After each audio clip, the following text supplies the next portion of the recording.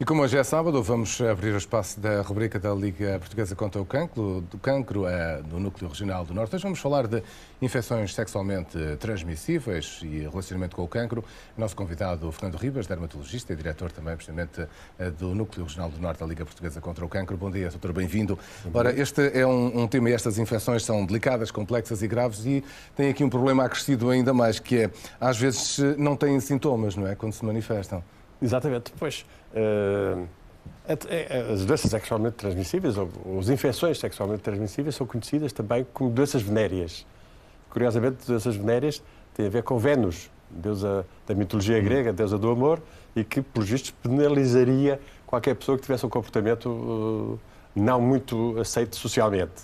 Portanto, foi conhecido como doenças venéreas, e os médicos que se dedicam são conhecidos como venéreologistas. Portanto, o termo vem é uma curiosidade, é uma pequena curiosidade. Mas, de facto, hoje em dia, nós temos que dar o conhecimento do que se passa com as doenças, com as infecções sexualmente transmissíveis, e que são em grande número, as pessoas não fazem ideia, mas há muita gente, há muita doença que é transmitida sexualmente. E normalmente aparecem, e esses sintomas as pessoas têm que ter conhecimento deles. Porque aparecem muitas vezes como úlceras, como feridas, nas zonas genitais, não é? Podem aparecer como verrugas, podem aparecer como escorrências, ou corrimentos, e outras doenças, como disse, que às vezes nem sequer com sintomas podem dar, dão numa fase posterior.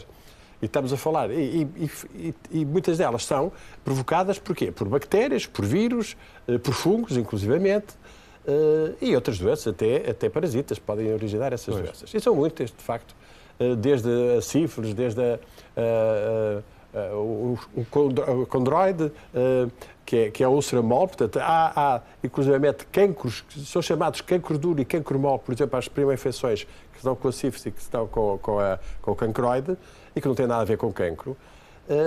E normalmente são tratadas por antibióticos, são facilmente tratáveis se forem diagnosticados. Muitas vezes não são diagnosticados, infelizmente. E quando são diagnosticados, pode ser numa fase mais avançada, já com problemas de doenças graves. E, portanto, é preciso alertar a população e as pessoas para esse tipo de doenças, porque elas existem e proliferam e facilmente são transmissíveis. Portanto, normalmente, se conseguirem ser detectadas muito precocemente, consegue-se resolver o problema com Se forem bacterianas, podemos dizer que praticamente todas elas podem ser curáveis e são curáveis.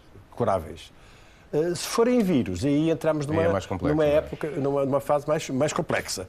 Porque, de facto, os vírus, nós não temos um grande controle sobre os vírus ainda, naturalmente, mas podem dar. Uma deles, que é muito frequente, é o herpes, que muita gente tem, o herpes labial, mas o genital, que também é muito desagradável e muitas vezes se mantém para toda a vida.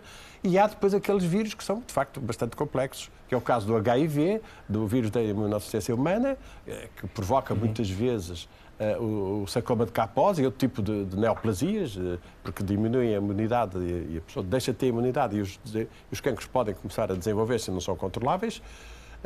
Temos também o HPV, tão frequente hoje em dia nos jovens, tão frequente, e que provoca verrugas e pode estar na origem, muitas vezes, do cancro do colo do útero nas senhoras, nas raparigas, nas mulheres, não é? E, portanto, isso tem que ser. Hoje em dia, felizmente, há vacinas, e, portanto, temos que, de facto, vacinar os nossos jovens, não é? E não só, mas hoje em dia é possível, de facto, controlar essas doenças, é possível impedir essas doenças.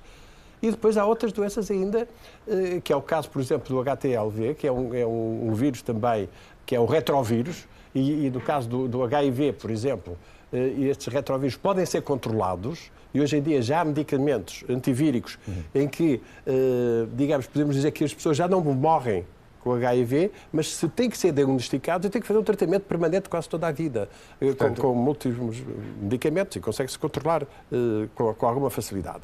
Portanto, há, de facto, cancros que têm a ver com doenças sexualmente transmissíveis, e tem que se ter essa noção e tem que se ter esse conhecimento. E muitas vezes os médicos têm que estar preparados, e o próprio doente, porque infelizmente, por exemplo, na hepatite B e C, que também são transmissíveis sexualmente, e não dão sintomas, só dão sintomas quando aparece já um problema de uma hepatite ou uma coisa assim, ou quando dá até um hepatocarcinoma, um carcinoma hepático, E aí é tarde, como é evidente, não é? Portanto, as coisas têm que ser... E muitas vezes são controláveis, quando não ser controláveis. E estas doenças podem ser prevenidas. Quer dizer, se houver cuidados no relacionamento sexual, naturalmente essas doenças podem ser evitáveis, não é? E, portanto, há que... Portanto, prevenção, acima de tudo, e estar muito atento... E estar atento aos sintomas, porque muitas vezes os sintomas não existem, não é? E contactar o médico logo à menor suspeita, porque as coisas podem se resolver se for muito cedo. Doutor, obrigado por ter vindo aqui esta manhã. Este é um assunto